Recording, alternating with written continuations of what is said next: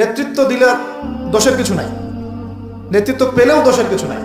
একজন যে কেউ, একজন মেম্বার হোক, একজন চেয়ারম্যান হোক, একজন এমপি হোক, একজন মন্ত্রী হোক, একজন পিএম হোক, যাকে আল্লাহ পাক যেখানে দায়িত্ব দিবেন, খলিফা হিসেবে তার কাজ কি বলেন তো? ফাহকুম বাইনান নাসি বিল হক, সত্য ন্যায়ের মানদণ্ডে মানুষের মাঝখানে বিচার ফয়সালা করুন, বাস, এটা আপনার কাজ। নেতৃত্ব দিলে দোষের কিছু নাই, নেতৃত্ব পেলেও দোষের কিছু নাই, কিন্তু ফাংশনটা কি? একজন খলিফার কাজটা কি? আবু বকর সিদ্দিক কেমন খলিফা ছিলেন, ওমর কেমন ছিলেন, ওসমান কেমন ছিলেন, আলী কেমন ছিলেন রাদিয়াল্লাহু আনহুম আজমাইন?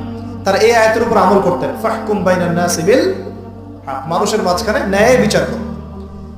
ন্যায় বিচার কথা বলা হয়েছে, ন্যায় বিচার। এখন ন্যায় বিচার কতটুকু কি হচ্ছে না হচ্ছে এটা আপনারা আমার চেয়ে ভালো জানেন, আমি এইসব নিয়ে কথা বলতে চাই না, কিন্তু আমাদের কাজ এতটুকুই, যাকে আল্লাহ পাক যেখানে দায়িত্ব দিবেন